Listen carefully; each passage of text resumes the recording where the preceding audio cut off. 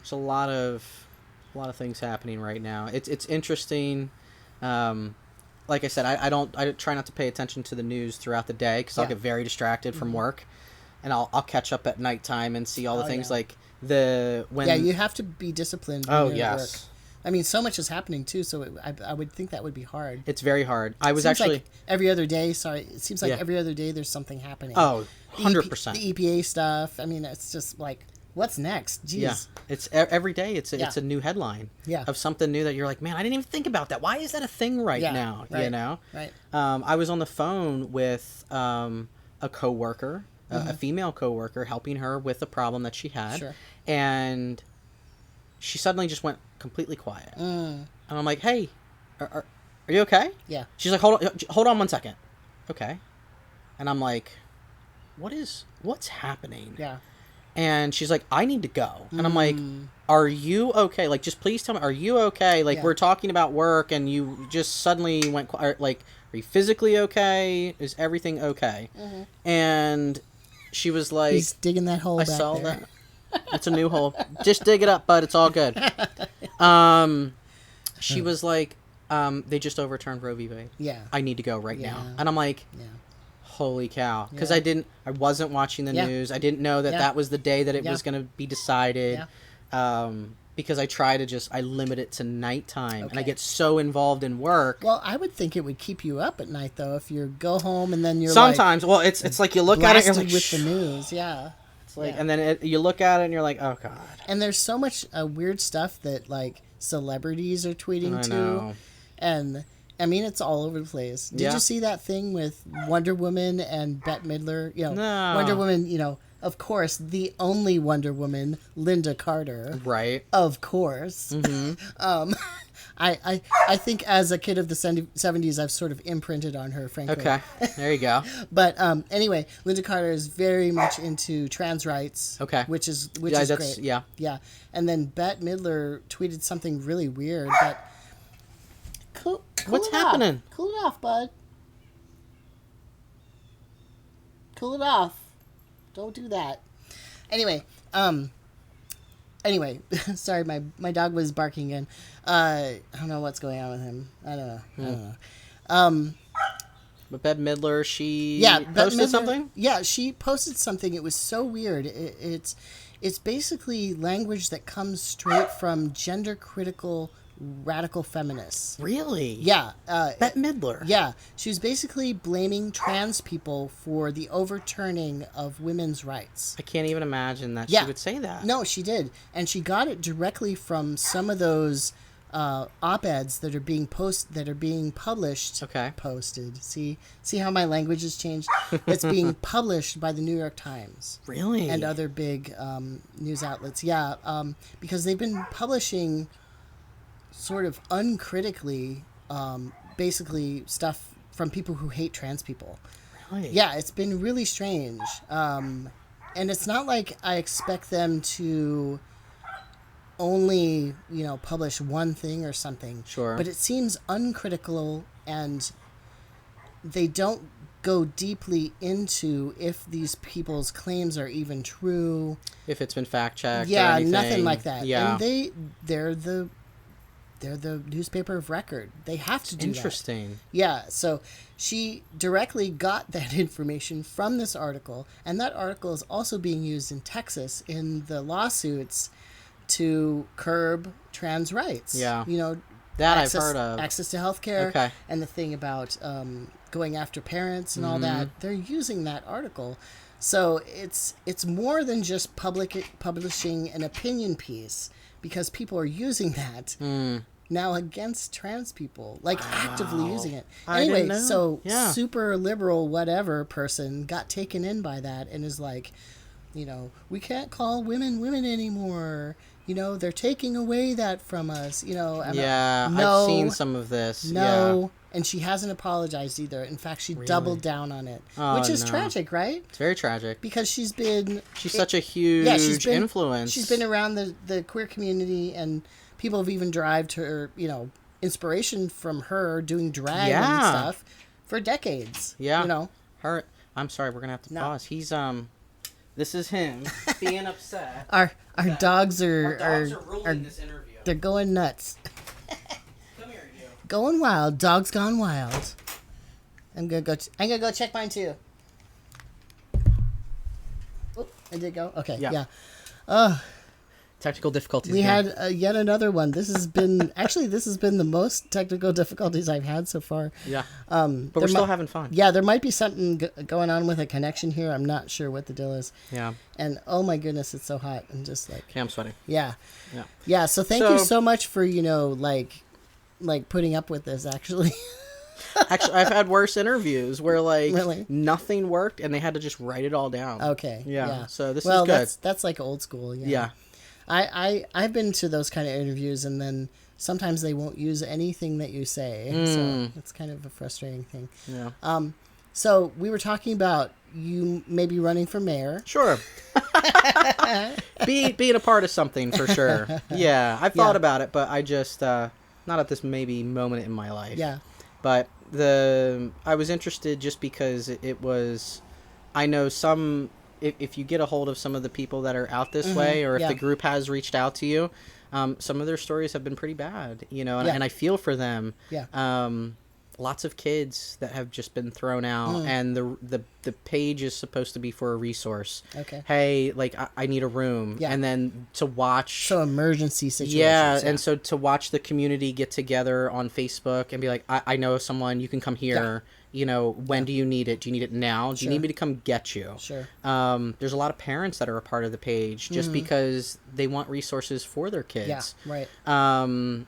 And to be able to have that outlet, there's a guy that's he now does his own YouTube to show people how to do things. Okay. Like, hey, you're transitioning to be a guy. Well, you might want to learn how to change your tire. Sure. Yeah. This is how you check your oil. Oh, that's sweet. That's sweet. Yeah. So it's like mentorship. Exactly. Yeah. So it's been interesting to watch the page kind of evolve. Yeah. And grow with the members that we have. Oh, that's great. It sounds like a real community too. Like in some places, like the groups are so big and it covers such a large geographic area, or maybe a very urban area where there's just like a ton of people. I've seen those. Where people just don't really know each other, or or it's a little bit cliquish or something like that. But it sounds like you guys actually know each other. Yeah, so it's interesting. There's quite a few contributors that post a lot of stuff, a lot of resources, and with Philly being so close. There's the Mazzoni Center that's over there. They do a lot of things for the transgender community. Okay. Is that a LGBT? It is. Okay. And so they'll post events. PFLAG is very big on our page as well. And we have a lot of people who are involved in a lot of stuff that will just post it. Hey, FYI, this might be far for you to go to, but this is good. Sure. It's been interesting, and like queer and trans stuff, but maybe bigger, but maybe other stuff, like social stuff or something. Yeah. For a while during COVID, they were posting. Oh, that breeze feels so I know, good. isn't it nice? It's like the heaven opened up. Oh, yes. Thank you. Yeah, there was during COVID, it was they were hosting virtual get-togethers for parents, like a parent support group for transgender kids. Okay. So like a Zoom group, peer group thing. Okay. So it's evolved in a very good way. Yeah. And locally, we finally, so the Virtua healthcare system that's in New Jersey. Okay. It's very large here in New Jersey. Is that a state program or something? No, it's definitely a very just large corporation. Okay. But it's called Virtua, and they just put in their first Pride Center with doctors that are devoted to the queer community and LGBT. It's a place where you can go to a gynecologist, and if you don't feel safe, going somewhere else. Do they do trainings for other doctors who are less knowledgeable or less competent? That I don't know, because it literally just opened. The Pride Center. Okay. I think it's only been open 2 weeks. Can I make a request? Sure. Okay, you budding activist and politician and group leader and troublemaker. Yes. And question asker. All of those things. Yes, all of those things. Can you ask them to possibly extend that out beyond to what they're just doing? Because oftentimes trans and gay, queer / care often just gets funneled to one particular place. and then it's hard for people to actually get care. So I think that's what happened, and that's why Virtua stepped in, because everything was being funneled to the Mazzoni Center. Okay. Everything was going to Philly, and there was nothing over here on the Jersey side. Okay. So it's a start of something. I think it's a start of something, 100%. But then also if they could extend that out. Oh, it would be great. You know, to other big health systems. Yeah. And just, you know, because it's not that hard to take care of trans people.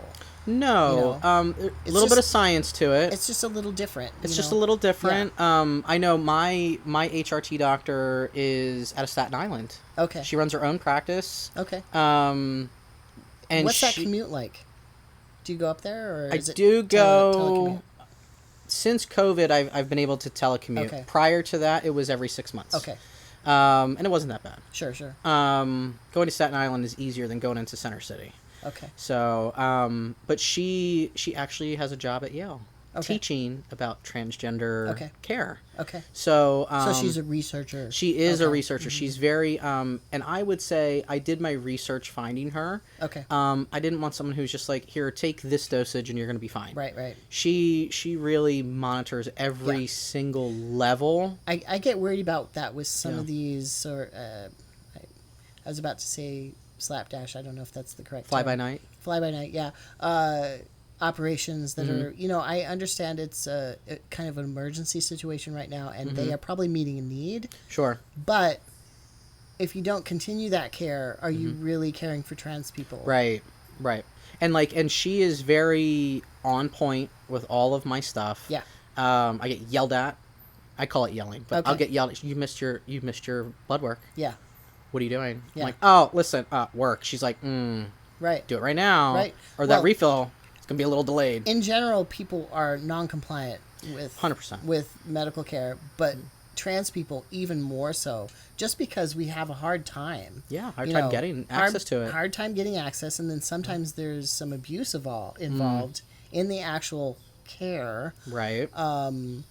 You know, whether that's anything from pronoun stuff to actual, like, non-consensual, like, touching and you know, I mean, all kinds of stuff. It's bad stuff. It's been interesting, like, even myself having to go to, like, urgent care because I wasn't well. Right. You know, before it's an extra adventure. Yes. It's a little layer on top of there. Yes. Yep. And what was worse was before I had the name change and before I was able to switch everything over. Okay. The system still showed my dead name. Sure. And they didn't care. And it was always a she. And then, you know, the door can be shut, but I could hear them say, whatever it is in that room. Yeah. And then so I look cool, calm, and collected. My crazy ass would jump out of the room and be like, I don't know who you're talking about, but I know you are not even referencing me. And they're all just like... Right. Oh, shit. And the doctor comes running in. They're like, oh, so what is it? And you're super attentive, you know, whatever you need. And I'm like... Yeah. There needs to be some training there. There has to be something because it's just... there's no rules. There's no regulations. And I'm not saying that there needs to be. The common sense word gets overused, but you have to have something in place that's going to make everybody feel... the same. Well, in there some used to be fashion, and it still exists, the standards of care. Yes. Right. And I've heard some controversies about that. Like, there used to be some old controversies about it because they were really gatekeeping and keeping people away from doing physical transition for various ways. Some of it had to do with homophobia and very bad research. But with a lot of activism, they've gotten a lot better. But even with that activism, they still are a little bit iffy on some things. And I don't know the details of it, but you would think that doctors would look to an organization like that of professionals who deal with trans health worldwide for how to do this. Yeah. The standards of care. You would think that would be something that every hospital or doctor's organization would just jump on. Yeah. Tell us how to do this. How can we navigate it? how can we do it correctly? They have to do all that all the time. Just like teachers have to do. Yeah. My mom was a teacher. She had to go to school every once in a while. Yeah. You know. You re-up and you relearn the new things that are happening that year, or new guidelines or regulations. That's right. It should just be standard. Yeah. That they have a conversation with someone. Yeah. To know how to navigate it. And you know what? And I don't necessarily know if it's even if it even has anything to do with the standards of care. It just feels like to me when I go, and anytime I've had to go to the doctor, sure.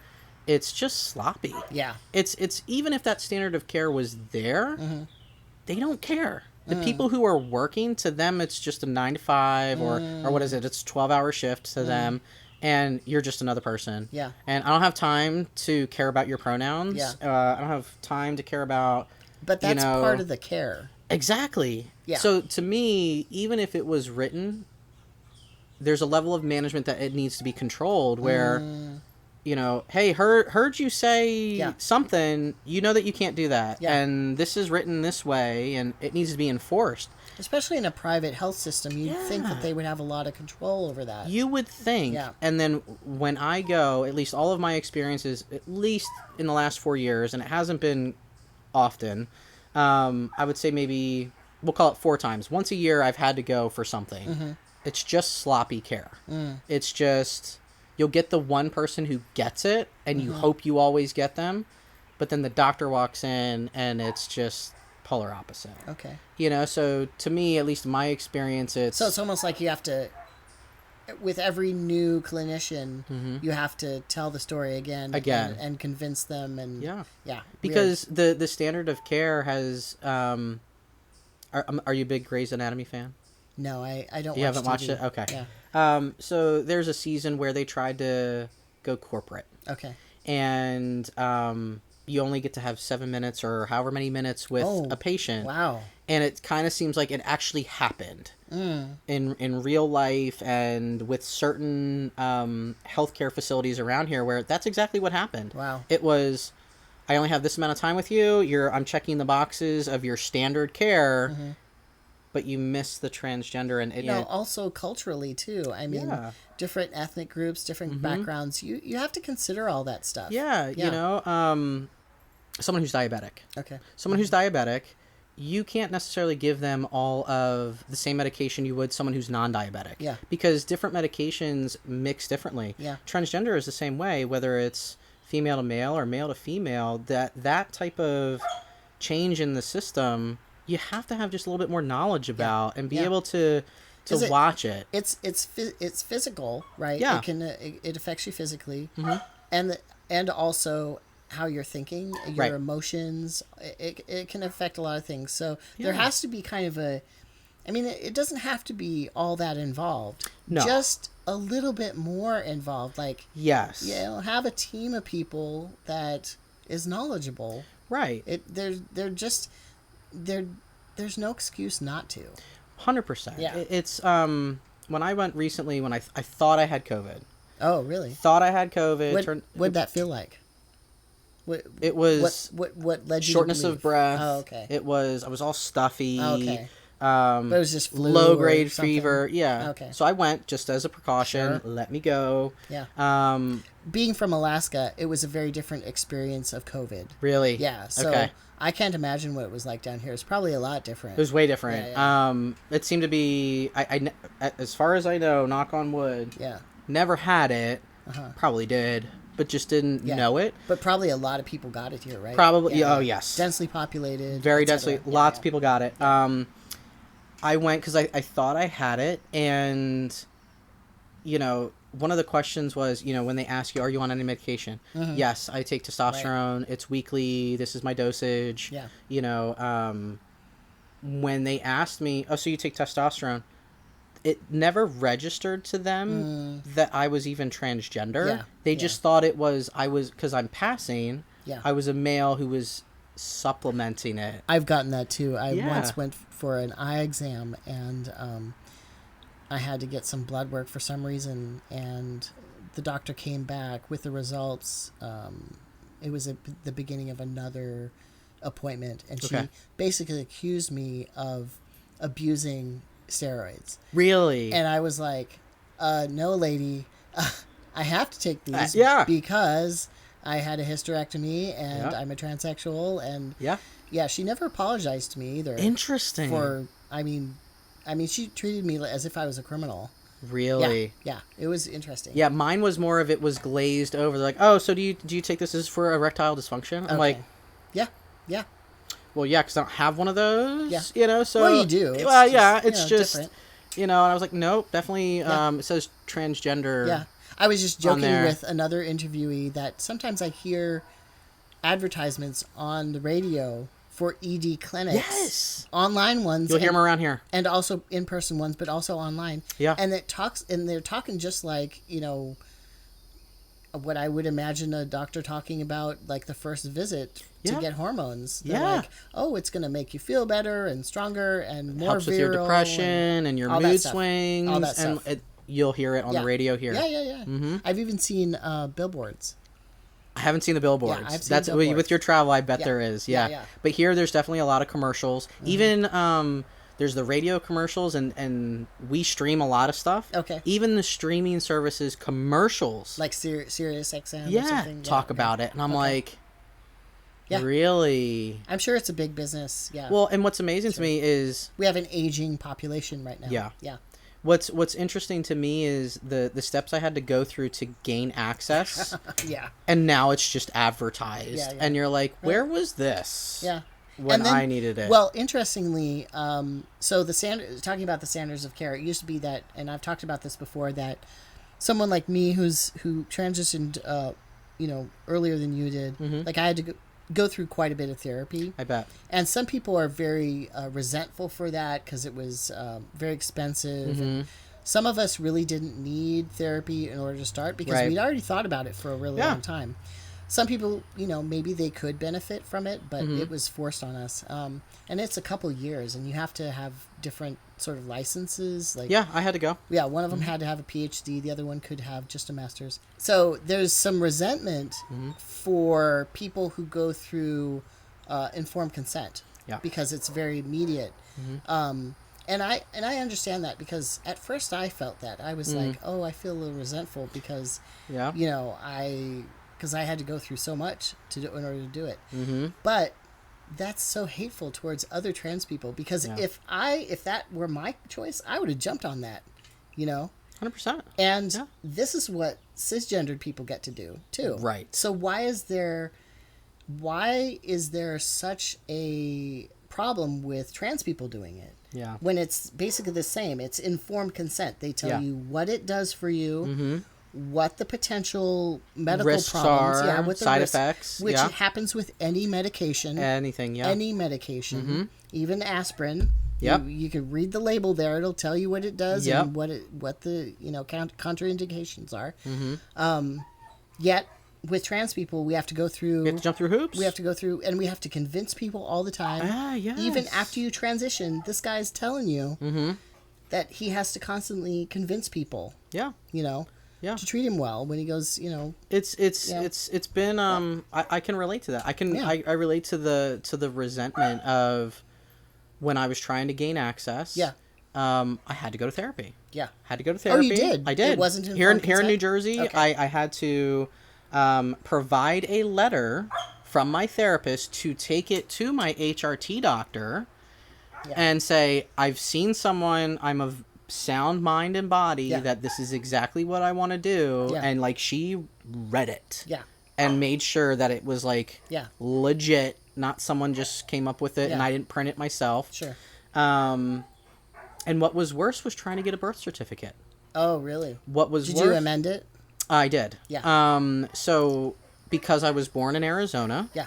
And it's from your birth state. Yes. Yeah. From the birth state. So when I did it, it was, had I been born here, it would have been so much easier. Yeah. All I had to do was just go. Yeah. Fill out a little form. I want to change it. It would have been done. Yeah. So wherever you were born, that's the laws that control it. Correct. Yeah. So in Arizona's laws were very specific. It was I had to have a letter from my therapist. Okay. I had to have a letter from my HRT doctor. And then I had to have a letter stating I had a surgery completed. Okay. I had to have gender reassignment surgery completed. And then, can I ask, why was that important to you to change that documentation? So, for me, it was... Because here in New Jersey, I changed my license and my social security number, of all things, or not the number itself, but the name on my social security card, in a day. Yeah, yeah. No questions very asked. Easy, very easy. So easy to do. But the problem was, because I traveled so much, I didn't want there to be any question. Okay. You know, getting a passport. That makes sense. Getting a passport, because I would get my fingerprints run for the TSA pre-check, and to have one name look like this, but then the birth certificate says this. Now I have to carry all of the documentation to say, but I transitioned. Yeah. I didn't want to do that. So it was easier just change the birth certificate, get a new passport. Okay. Yeah. Almost like it never happened. Yeah. I was able to change my passport without changing my birth certificate. Interesting. But I had to provide everything. Like literally every piece of paper that I've ever gotten, I had to give to, which I will tell you, those pieces of paper are very precious. Oh, you can't ever let anything happen to them. Yeah. They have to be kept in a safe place. Yes. I have duplicate copies. I have like quadruple copies. Yeah. Should I ever need it? Yeah, and some of those people have, passed away now, or they're retired. Exactly. So what are you supposed to do? What would I do? And so those pieces of paper are very precious. Yeah. But so that handing was, them over to the government was very nerve-wracking. Well, when I was applying for my passport, even sending the brand new birth certificate, I was like, but I'm gonna get this back, right? Yeah. And it was amazing because I got my passport. But then you can get a new copy of that. Yeah, I can now. Yeah, now that it's all fixed. But I must have sent it. It took 2 years. It took 2 years with Arizona because I didn't physically live there. Sending things back and forth. They'd keep them for months, and then they'd send them back to me. Look, there's local. They would send it back to me, and they're like, "You're missing this." Okay.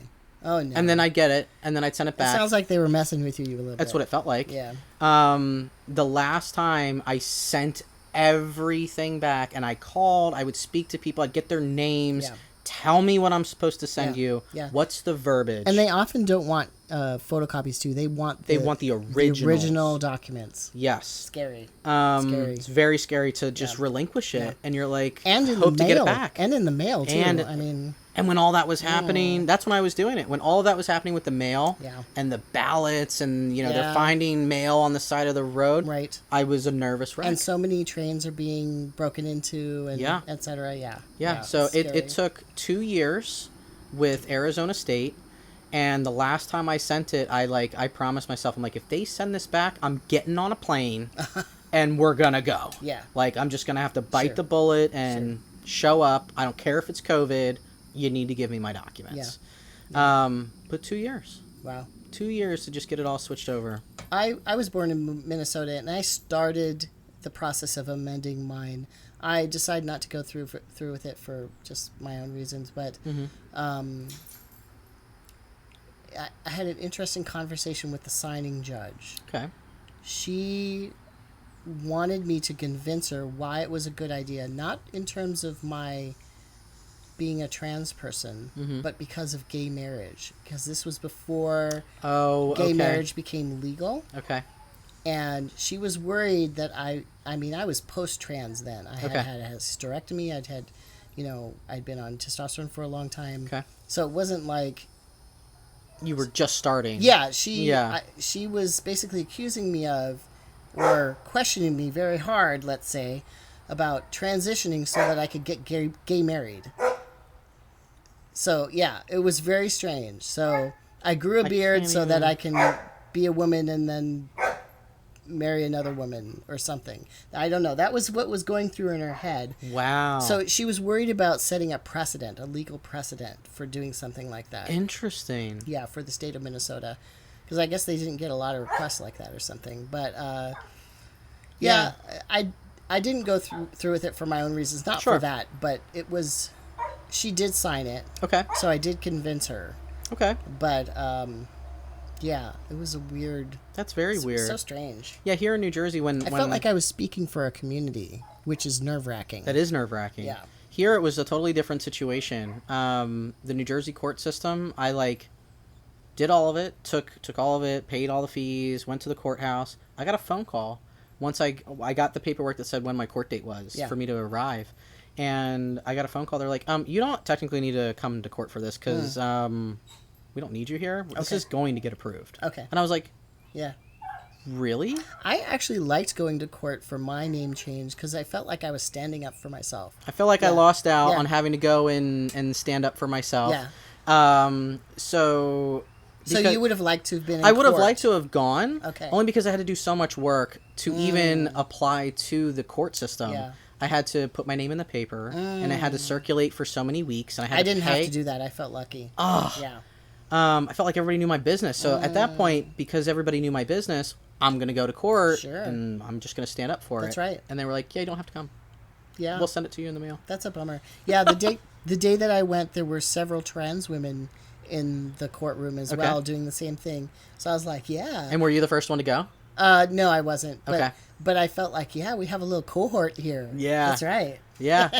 That's pretty cool. Yeah, I missed out for sure. But I guess in hindsight, it's... I actually had to get 2 name changes, by the way. Did you really? For the same name. Sorry if I'm interrupting here, but I did in Oregon. But since I was trying to change my birth certificate, they wouldn't honor the Oregon one. Oh. Even though the federal government did via my passport and my social security number.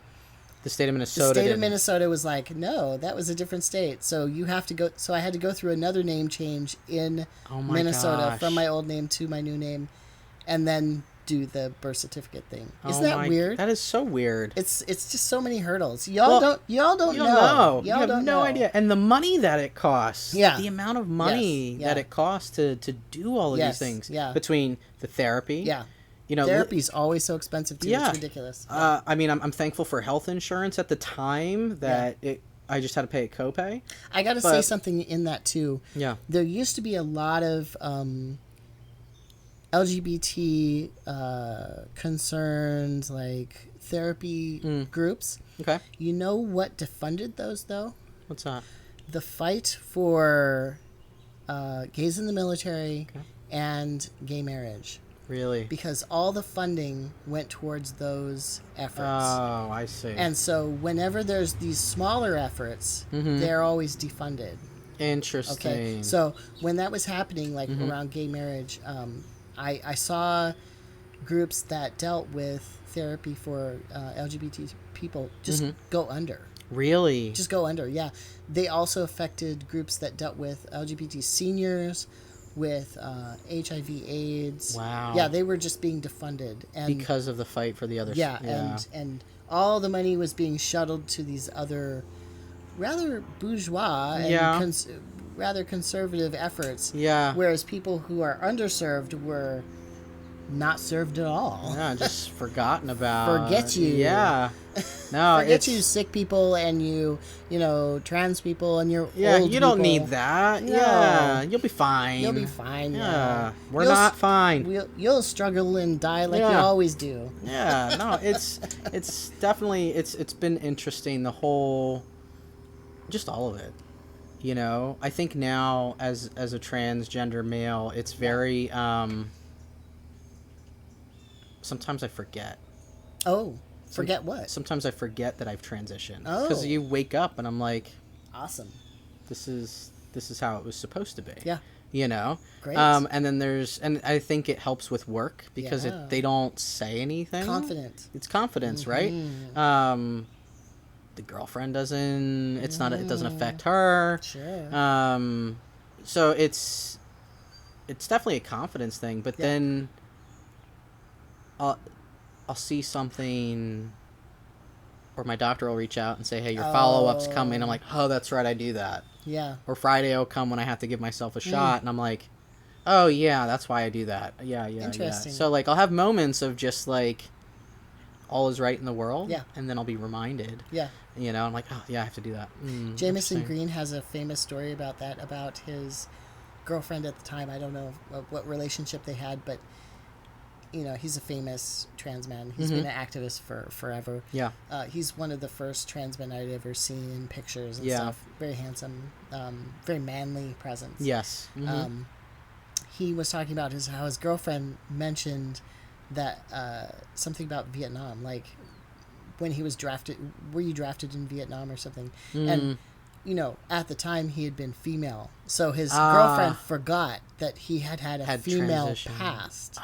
Yes, that's awesome, isn't it? Yeah, isn't it? I think that's kind of. I don't know if I go for that. I just think it's. I try to just live my life. I try to do the right thing. I try to be a decent human. Yeah. And just move out through life and I think most trans people are doing that. Even the people who are out loud obnoxious activists, they are also doing that. Yeah. And you know, there's a reason why they have to be so out there and you know, seemingly obnoxious. It's because things like this are happening where our rights are being rolled back. So you know, if you see people out there who seem a little different and you're wondering why they're so angry, well, that's why. That's why. Yeah. It's the hurdles that we had to jump through. Yeah. And now you want to take it away. Yeah. And you know what bothers me too is trans people who like to blame other trans people. I don't get that. Those blue-haired screaming trans people, they don't represent me. Well, true. Yeah, we all represent ourselves as individuals.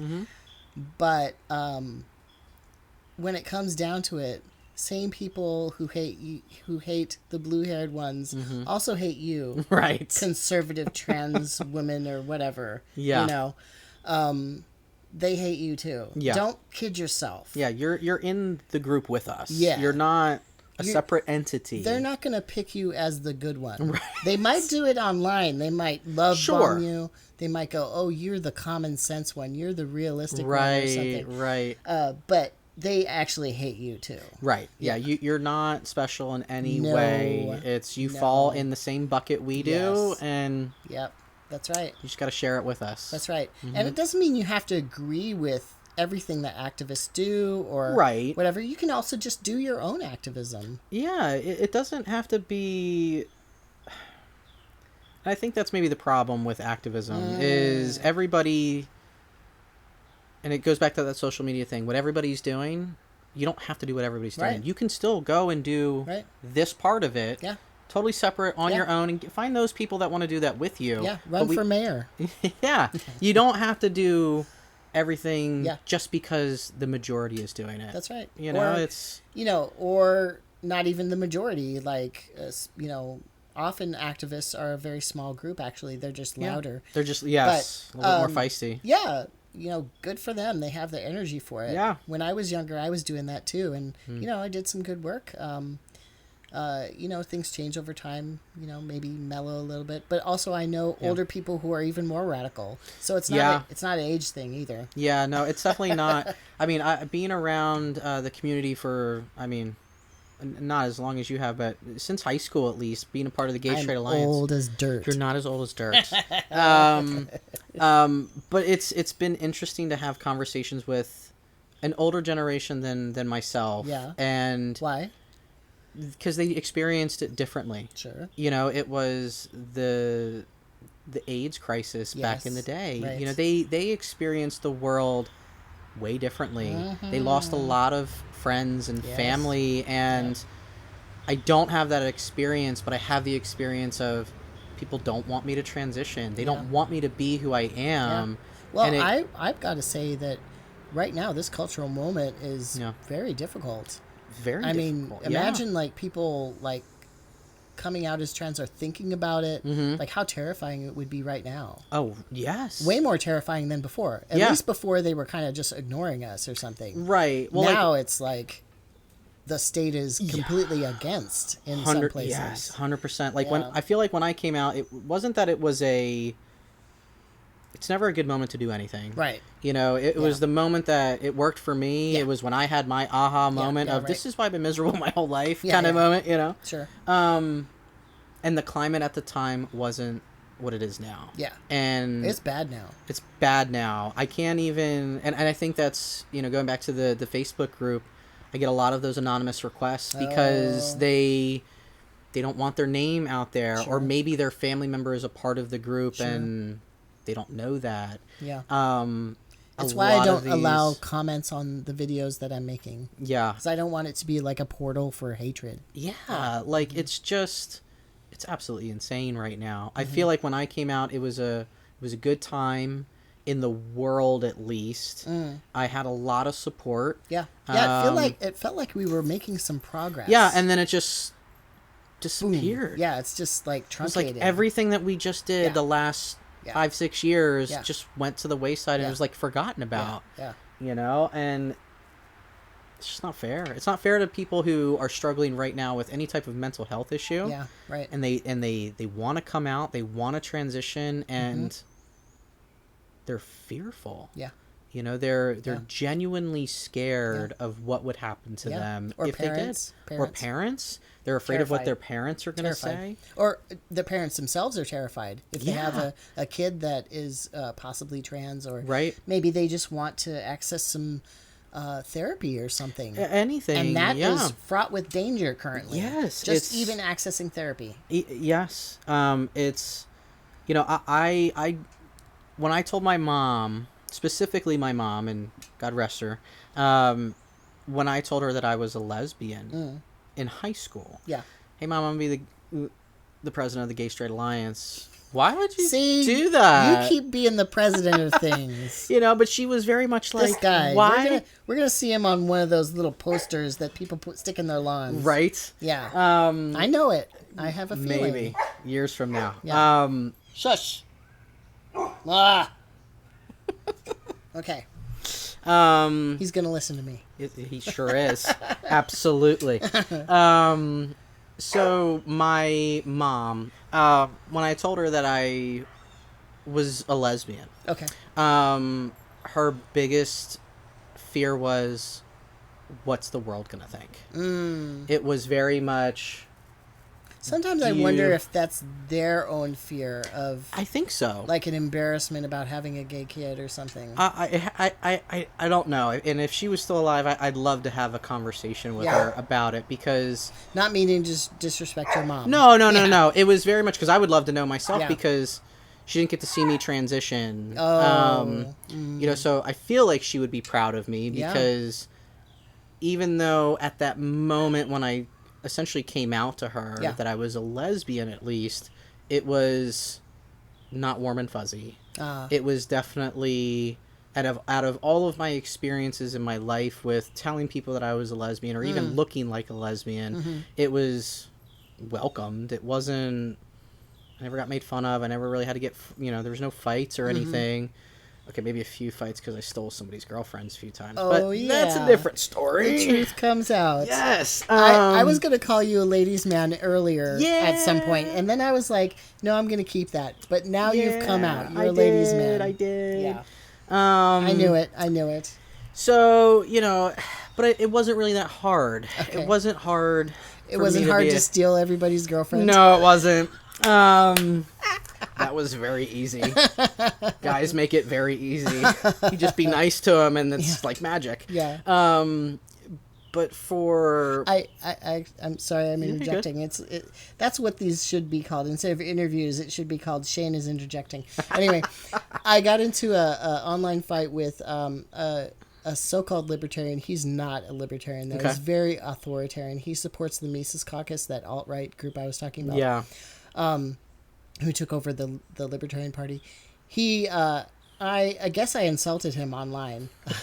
No. I just basically was like, you're very authoritarian. I don't believe your hustle here. And he's very much a hustle. Like he sells a lot of merch. Okay. A lot of these people do that. Like they say all this outrageous thing. And they sell all kinds of stuff to support it. Yes. That's a whole thing. Anyway, he actually quote tweeted me, and I was like, wow, this guy's thin-skinned. Wow. You got under his skin that much in a tweet. And it wasn't that bad at all. It wasn't all that incisive. But he quote tweeted me, and then later on he called me a a something smoker, let's say. Okay. It's a C word. It has to do with gay men or something like that. And I think that he thought I was a cisgendered gay man. Oh, interesting. Yeah. Okay. And so I replied, and I was like, I eat pussy like a dyke. Yeah. Thank you very much. Yeah. Boom. Mic drop. Yeah, that's right. That's right. I loved saying that to him. That's awesome. Yeah. That's awesome. Yeah, it's been that's interesting. Yeah.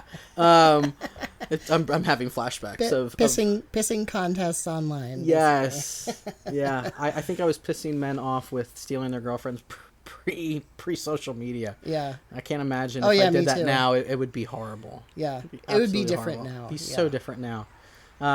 There would be some sort of pile on. It would I think. Yeah. I'd probably have to delete all social media just to avoid it.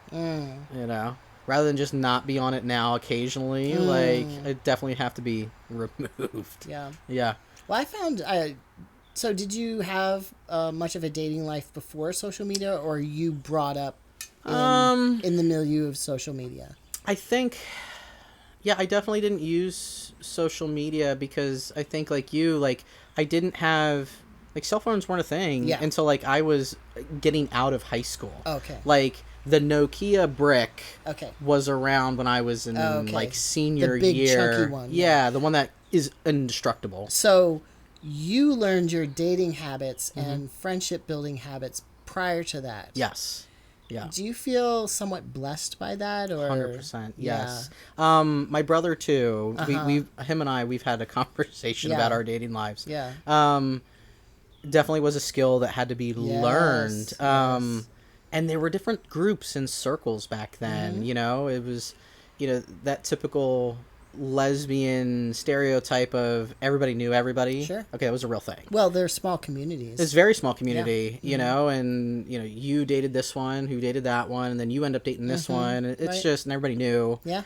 And you just had to learn to work the circle. Yeah. And then when the L word came out, and then occasionally you bring in some bisexual. Yeah, just for some spice. Yeah.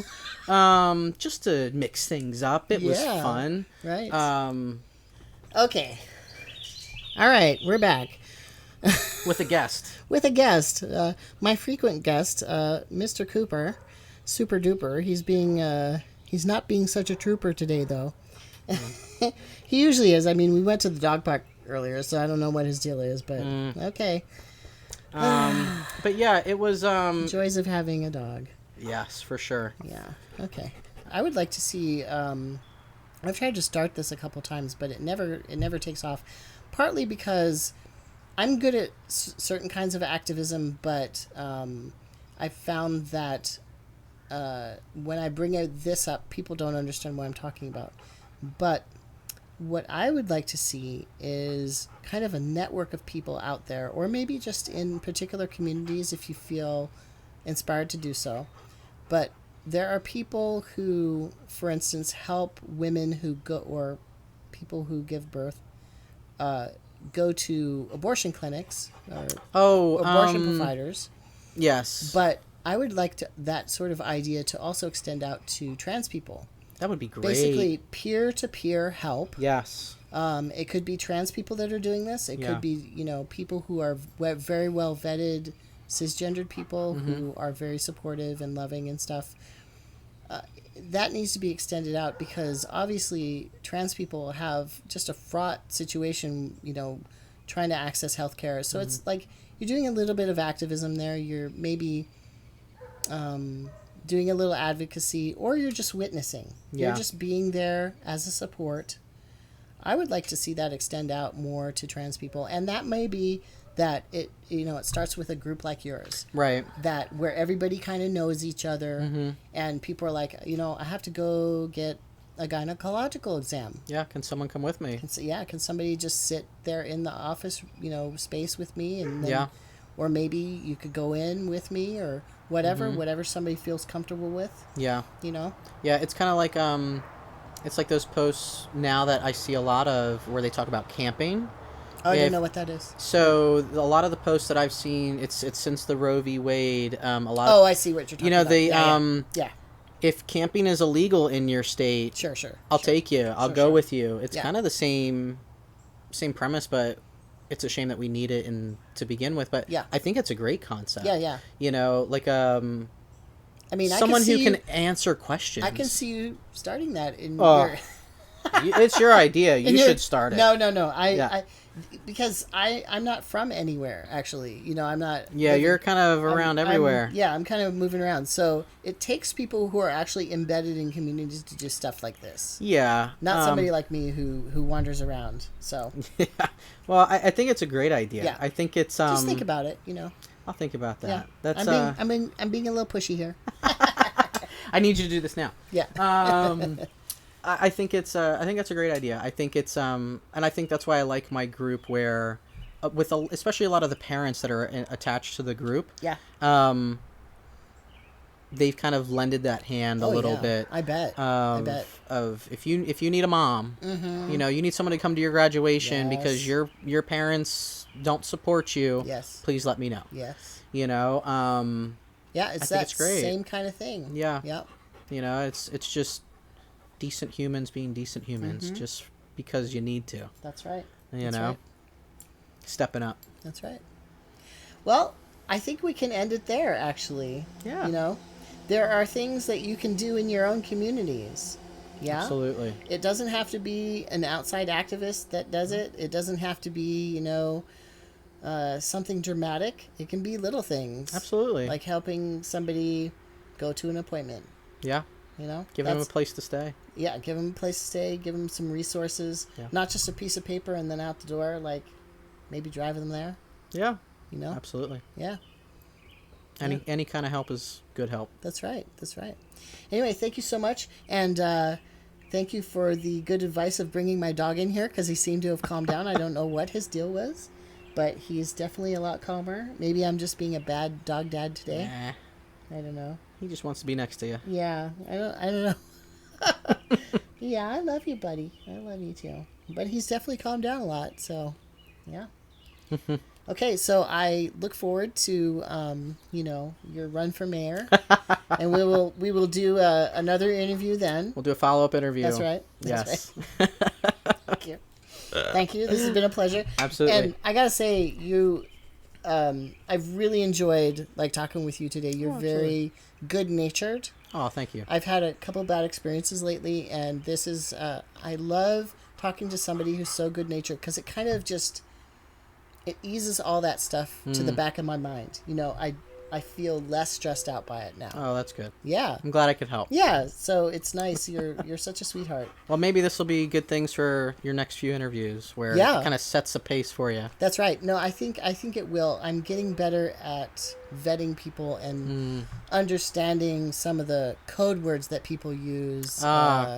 Yeah, I wasn't picking up on what people were saying because I'm just so voracious about wanting to interview lots of people. As long as I'm out here doing it, I want to interview as many people as possible. Absolutely. Yeah. But sometimes it's just not appropriate, like the content and stuff like that. Yeah. And, yeah. So I've had to make some choices. Yeah, I don't ever want to put stuff out there that is anti-trans, and unfortunately, there are trans people who have said anti-trans things. So, Blows my mind. yeah, it does to me too, and I felt really shaken. I felt shaken by it. Yeah, I'm sorry you had to go through that. Yeah, I mean, it's out there. It's out there. It's a shame that it is. Yeah. But I think the goal is just be a decent human. Yeah. Just love your neighbor, and it doesn't matter who they are. Yeah. And If you're doing finger pointing and all those people, no. Point it right back to yourself. What are you doing? Yeah, we can all do something. Could all do something. Yeah. Definitely be a part of the solution. Yeah. Don't be a part of the problem. Yeah. Yeah, and There's- don't be arrogant, you know. Yeah. You're not better than anybody else. Anyway. Nobody's better than anybody. Yeah. There we go. Yeah, and It's now hot in New Jersey, by the way. No, it's actually much cooler. It is cooler now because the sun went down. It's like at least 30 or 40 degrees cooler now. I mean, it's Probably. Yeah, this is good right here. But I think it's going to rain. That's Okay, probably why it's cooling off. That's why it's That's why my knees hurt. Cause it's gonna rain. Nature's going to have a good cry tonight. For sure.